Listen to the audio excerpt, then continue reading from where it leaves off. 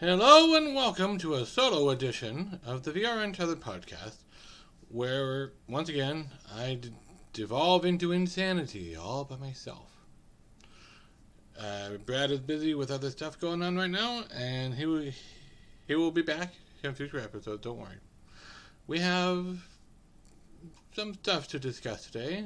There was more news about the Decagear headset, good news about Quest 2 pre-order and sales numbers. We had a new title come out. So, with no further ado,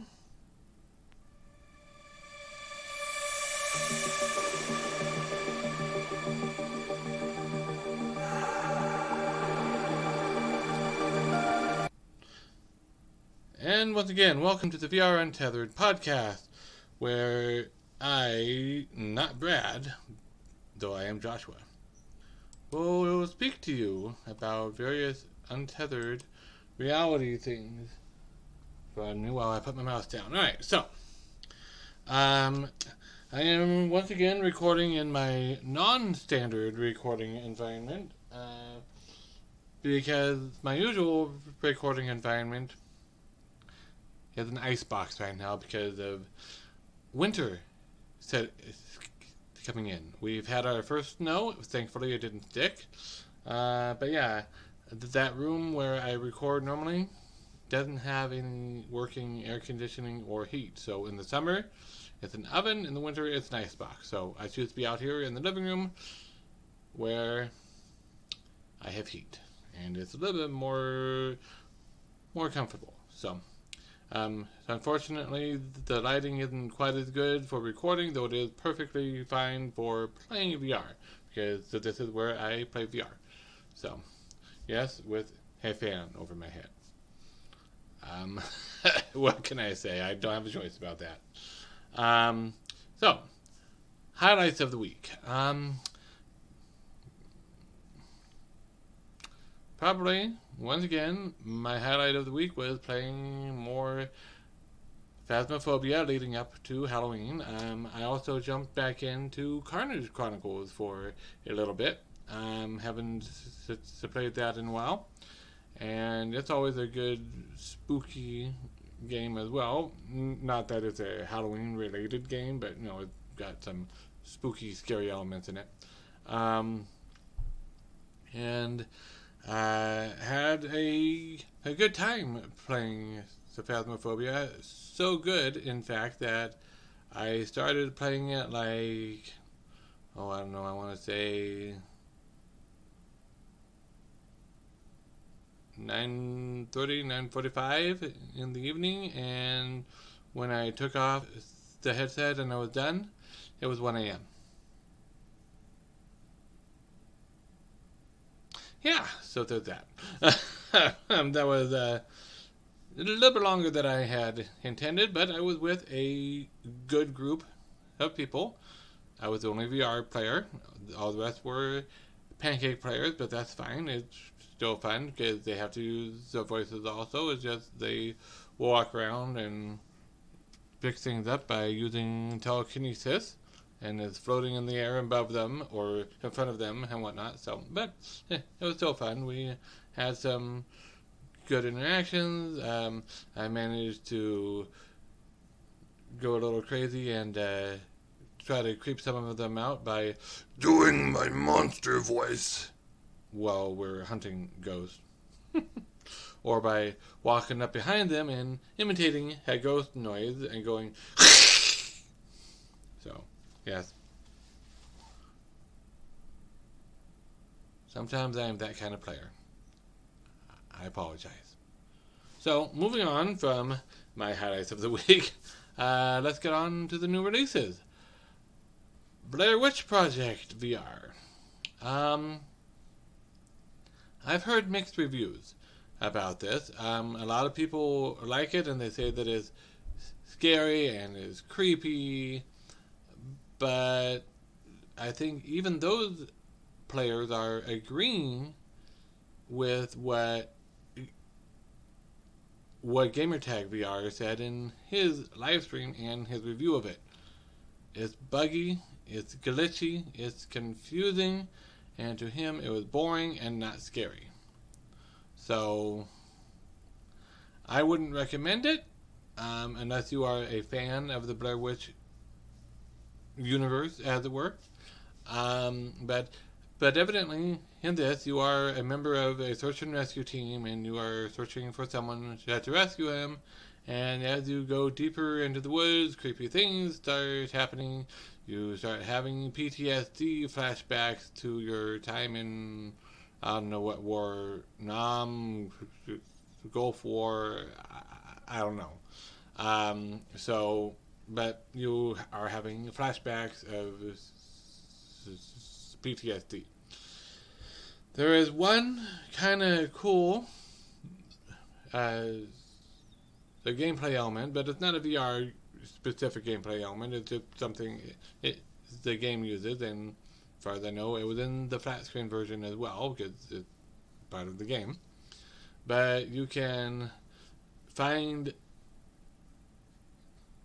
videos of locations, and if you need a fire lit in the location, watch the video showing the fire being lit, and then wait till it goes out, and then rewind and pause it when the fire is lit, and the fire will be lit in your actual location.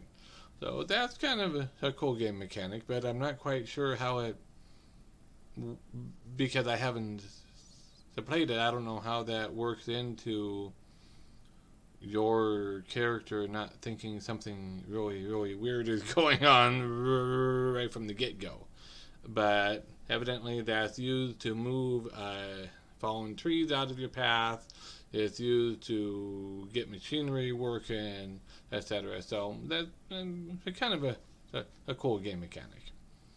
But from what I've heard, it's kind of slow moving, it's boring, according to Gamertag. Not everybody finds it boring, so I'm going off him because watching his live stream, I noticed that the chat, we were just cracking jokes. We were just talking with each other, cracking jokes. If the game was not boring, but engaging, we would have been talking less, watching more. You know, it's like when you have music on and you're just talking over all the music. Obviously, the music wasn't holding your attention. You didn't really go, ooh, ah, about the song. So, that right there tells me I personally would stay away from the game.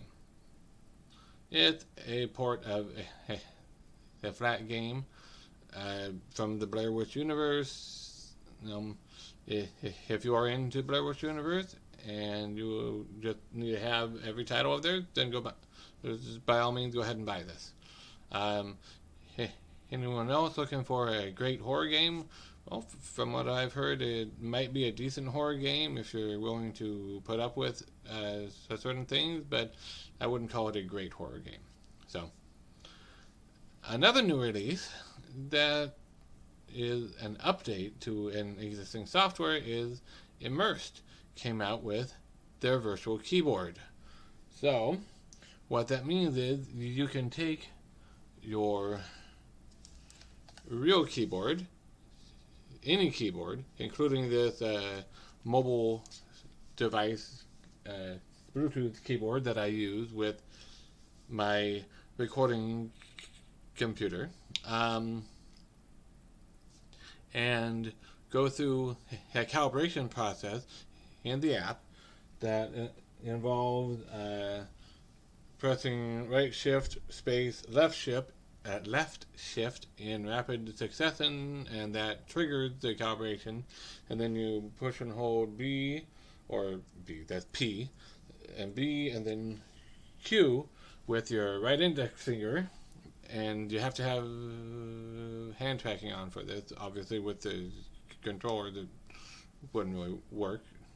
And then it is calibrated, and as long as you don't move the the keyboard from where it is in front of you.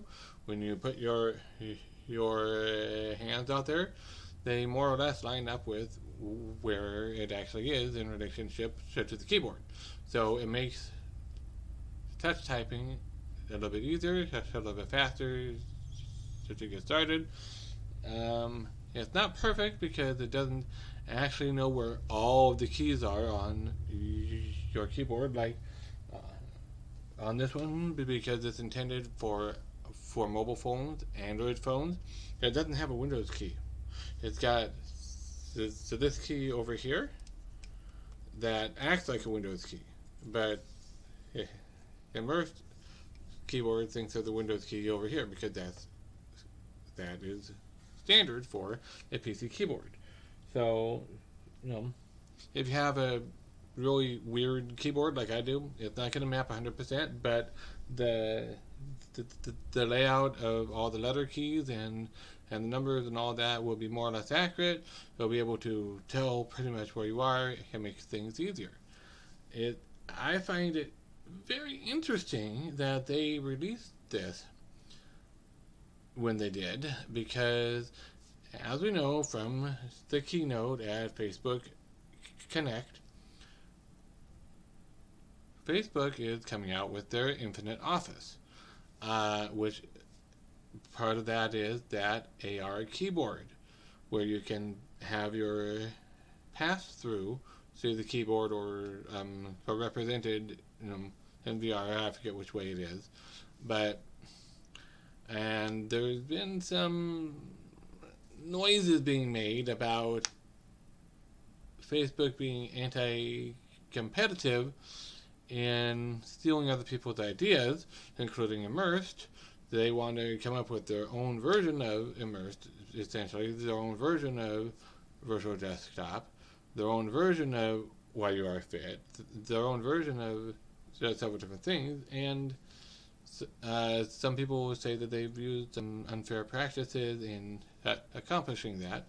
I have no opinion either way. I don't know. I'm not privy to the inside dialogues between them, but there is that going on. But back to what I was saying. I find it interesting that they are releasing this when they did. That they released it when they did. Because that kind of had the feeling of, let's do it before Facebook can. Let's get there first. Let's have the first mover advantage. Which is a good thing. That's competition. I'm all for that. It drives innovation. So this is good. I tried it out. It works great, even though it's not a perfect one-to-one match because it doesn't actually map all of the keys on your keyboard, even though they probably could if they really wanted to. But that would, who wants to do that? That would take, 5 minutes, 10 minutes of going on each and every key. So what they do is a decent compromise for not taking too long and not being too brief and just assuming. So I like it. It's good. If you have Immersed and you haven't checked it out, by all means go check it out. I think you will be happy with it. Upcoming titles. We have a new one. I don't have a release date for it yet. As far as I know, I don't know if there's anything coming out this week or not. Sorry, that was my dog. I would not be surprised if there were something coming out that I just don't know about. But one thing I do know is Warhammer Age of Sigmar Tempest's Fall was announced for VR as well. And in addition to the Battle Sisters one. This is set in a different age of the Warhammer universe, and from my understanding, this is more sword and magic than it is guns and guns and technology. So, and from what I saw in the uh, description in one of the news sites, it's going to use gesture-based spell casting, which is always fun, as opposed to just, sorry Skyrim, I love Skyrim VR, but it's much better than just push a button or have it equipped and just pull the trigger. I prefer spell based. It's more immersive. So, but this is another title upcoming, I believe next year sometime. I don't have a specific date. So, as I mentioned, we have news on the Decagear. On the Decagear headset, and we have a lot more information about it thanks to Sebastian Ong from Mixed Reality TV on YouTube, and Tony Scarred Ghost of the Ghost Howls blog wrote a summary write-up. He said that he's still not convinced on it, even with this further news. So, in the interview with Sebastian, sorry, that's hard for a stutterer to say sometimes.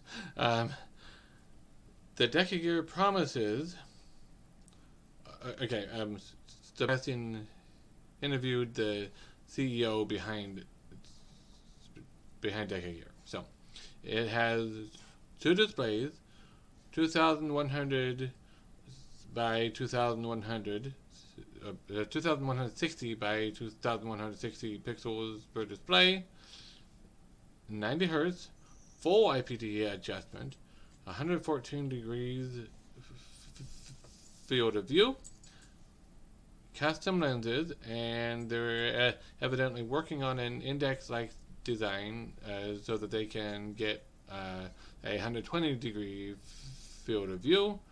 They're going to have face tracking and not eye tracking but pupil tracking. Not entirely sure why they have to specify that it's not eye tracking, because pupil is part of the eyes, and that's one of the main ways people are doing eye tracking, is they're tracking the pupils. So, and so just like with the index, they're going to have full finger tracking on the controllers. They're going to have integrated Wi-Fi 6, integrated audio, just like with the Quest and the Go, and their add-on, the Deca Move, is a hip-mounted tracker, and they'll have a full-fledged SDK and all this good stuff. And it says $450 free shipping. It's going to come in May. Reviewers are going to receive units in January because the product is almost ready. So, I'm going to go through a few of Scarred Ghost continued reservations about it.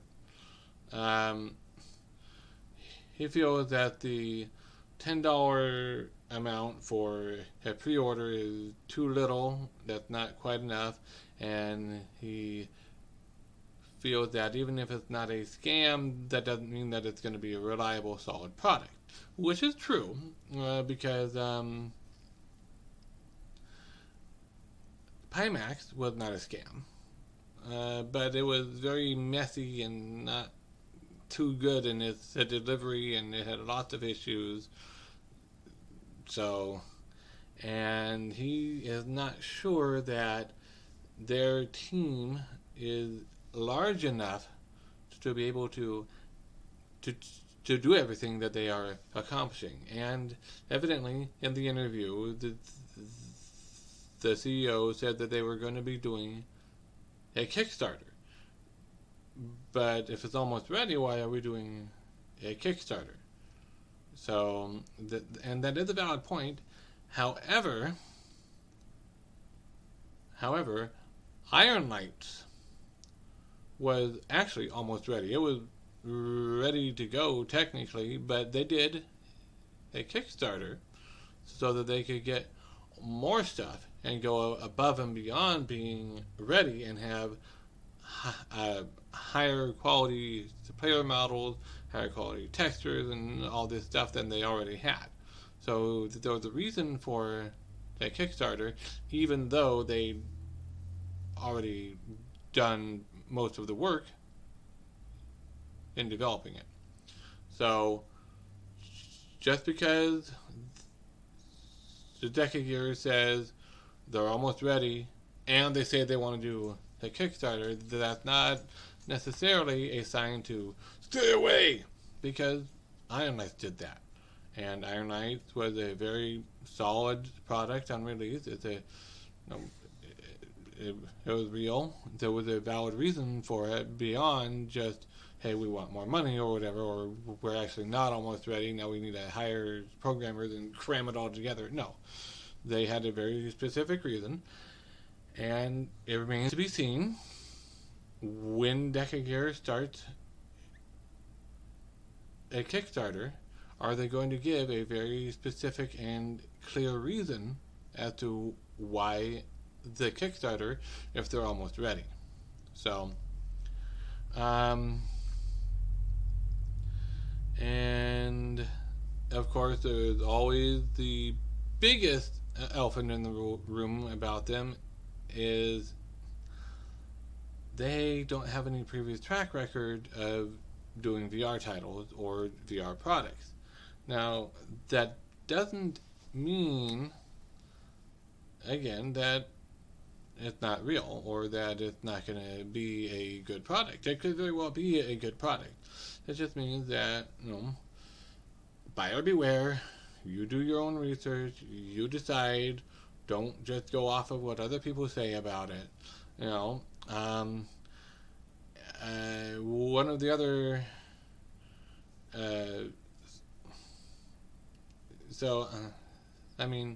I think it sounds great. I hope that it is a real thing. I know they want to sell the Deca Move accessory on its own as well, and have it work with the Quest, with the Rift, with Steam VR headsets. So they want that to work on its own as a standalone device. And if I remember right from what I read, that's going to use IMU, inertial momentum or whatever unit stuff. Like in the controllers or a phone detecting how it detects motion and orientation that way. So, again, it remains to be seen how well that will work, but it's good to see, in my opinion, that they're not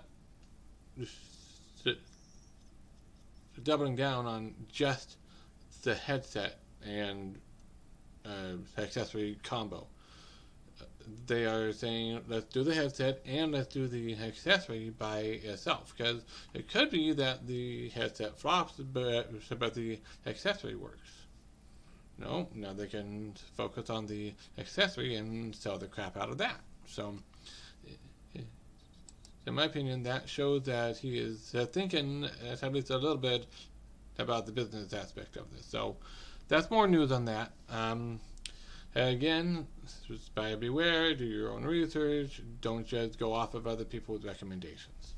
So, moving on to the next bit of news, we have news about the Elite strap cracking.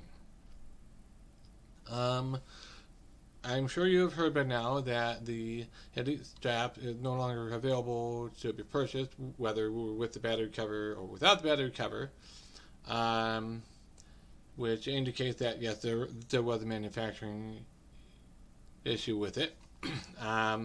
But VR Cauldron on YouTube made a video where he went out and bought an Elite strap because he didn't have one, and he went out and bought one that was at a local store, and he put it to the test, making himself look like a creature out of a horror movie in the process, with the amount of head shaking that he did with it on, and imitating a Beat Saber player flailing away frantically on an expert plus level. It's seriously, if you want something to laugh at, go watch the video. He does look kind of crazy in there. He tests various theories with it. One of the theories being that people are over tightening.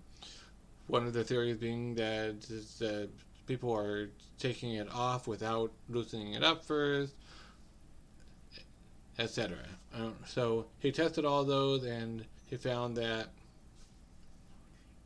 it's not. He didn't get a crack. My take on that is great that he didn't get a crack, because he did put it through a lot, albeit all of it could be called normal use, but not in that short amount of time. You wouldn't do that much normal use in that short amount of time. But he took it off of his head the way that I think a lot of people would not. He had here, and he pulled up here, and he took it off that way. Right? I'm not sure everybody would be that careful in taking it off that way. They might be taking it off this way, which puts a little bit different stress on it. Also, just because in that short test where he did that, it didn't break, it doesn't mean that it won't break after a longer period of time of repeated stress in that area. Doing this every day for a week might do it. Doing it with it over tightened and taking it off, not with back here first, but with here first, might do it. Or, as Brad thinks, having over the ear headphones that are the kind that go around the ear, having them applying lateral pressure here, in addition to then over tightening, in addition to then pulling it off, whichever way you do it, without loosening it first. Or it could just be a manufacturing defect, and no matter how carefully you treat it, if you have a bad one, it'll break. So, but still, that indicates that it's likely that it was just a bad batch. A number of users got a bad batch. A lot of other people did not get a bad batch, and our straps are just fine and will continue to be just fine. But this is not necessarily a completely rigorous test, because the rigorous test would be doing all that stuff for like 1,000 times a piece or something. So, but still. Moving on to the next bit of news. According to Mark Zuckerberg, in his most recent earnings call and all that, Quest 2 pre-orders were 5 times that of the original Oculus Quest. So, people have estimated the original Oculus Quest pre-orders and sales to be about 250,000 or something like that. So 5 times that would put it, or well, I forget exactly what number, but it's someone who Jed's math was saying, oh, well, then that means possibly close to 1 million. It could be, or I don't know how many exactly, or yeah. So I make myself sound weirder because I don't have the numbers off the top of my head. I apologize. But whichever number it is, it's kind of an exponential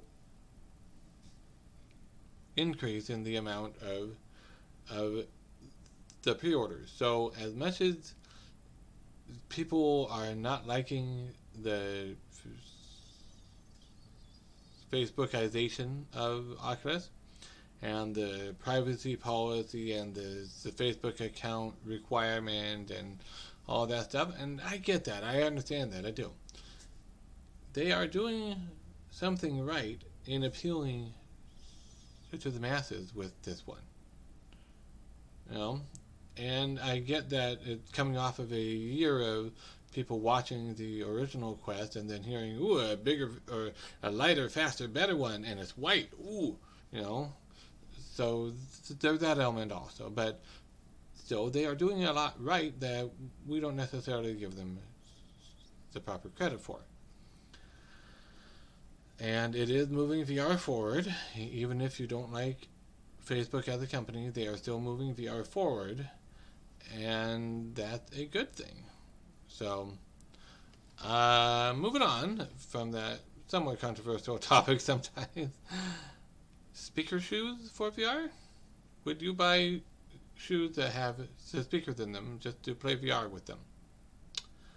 I don't know, but The Verge had an article about speaker shoes that have speakers built into them and are Bluetooth enabled, and that have a way to connect an audio cord to it so that you can play it with a VR headset. However, they are $300, $25 extra for the audio cable accessory.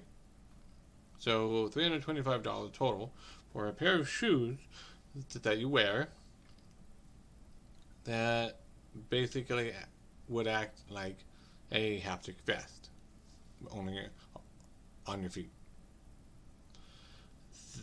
They said it was a great experience. The only drawback was the reviewer, I think, said it was 5'5", and had to hunch while wearing the audio to cable because it's short and it's connected to the shoe with a magnetic connector pin. So if you straighten up and you do too much movement and stretching, it's going to pop out and you won't have it working. So personally, I think I'd pass. I kind of like the idea, but I'd rather just have a haptic vest, I think. Or haptic wristbands even, But a haptic shoes that are heavy and clunky and that I'd have to go, okay, let me put on my shoes so I can do VR. Yeah, no, not for me. But hey, maybe you'd be interested in it, and I don't know. Let us know in the comments if you think you would be interested in it or not. Next bit of news.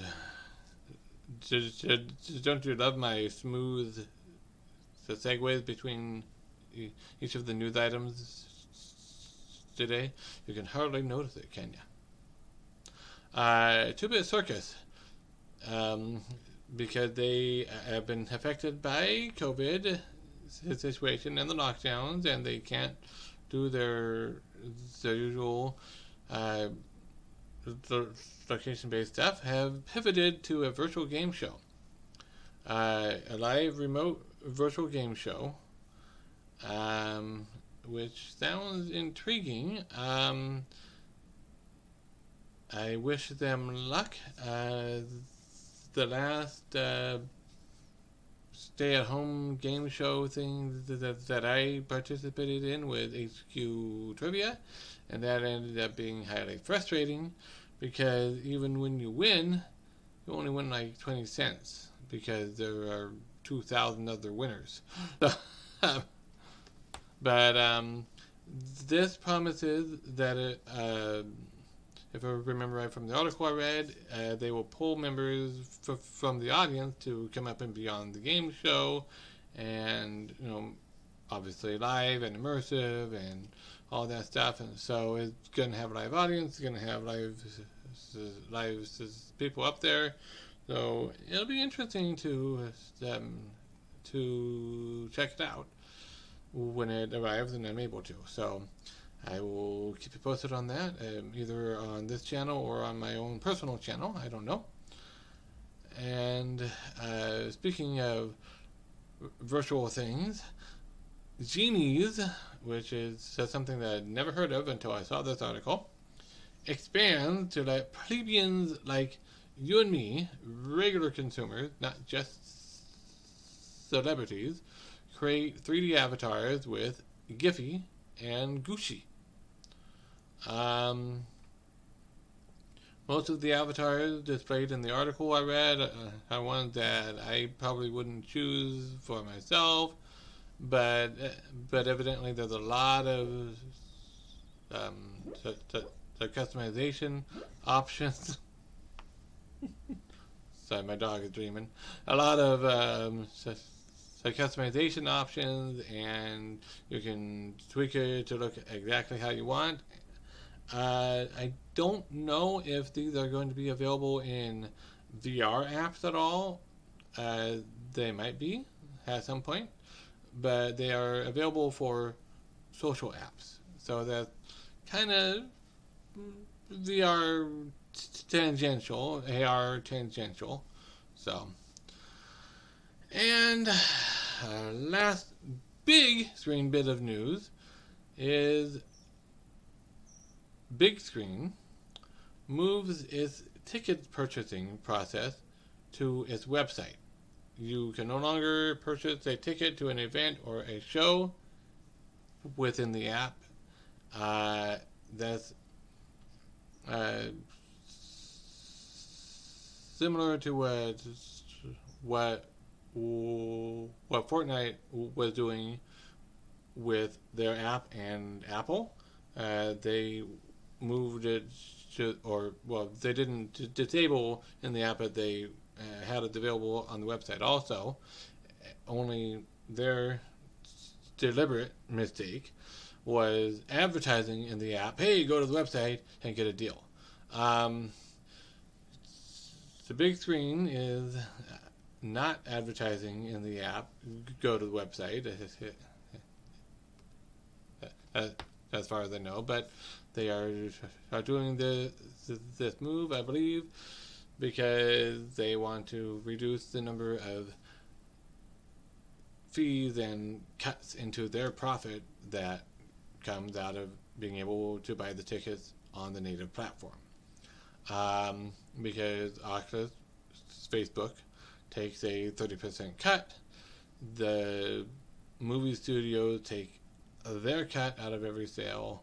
So I don't know what Big Screen's profit is, or the profit margin is exactly, but it's probably close to like 40 or 30% profit on each ticket. If they can cut out the Facebook profit or the TeamVR profit cut, hey, more power to them. That's probably a good thing. That'll keep them going longer at providing their service and the software and continuing to update it with new features and new shows. So if you use Big Screen and did not know this already, now you have to purchase access to the movies on their website. So I myself am not a terribly big Screen user. I have used it occasionally, I used most recently to watch a little bit of the UFC match a couple weekends ago, which was like practically over before it began because I couldn't find a room that had an opening for me to join, and when I did, they were having streaming issues, and so I had to go find another room that was open. And by the time I did that, they were in the toward the end of the first round of the title match, and then it had streaming issues. But by the time they got the stream back up, the match was over, total knockout. So, but hey, at least I got to watch a little bit of it. So that's all good. Anyways, that's it for today. Remember to like, subscribe, drag your friends kicking and screaming until they like and subscribe, and if they don't, threaten to make them play Phasmophobia by themselves with nobody else helping them. That ought to get them to like and subscribe. So, until next time, have a great week. Bye.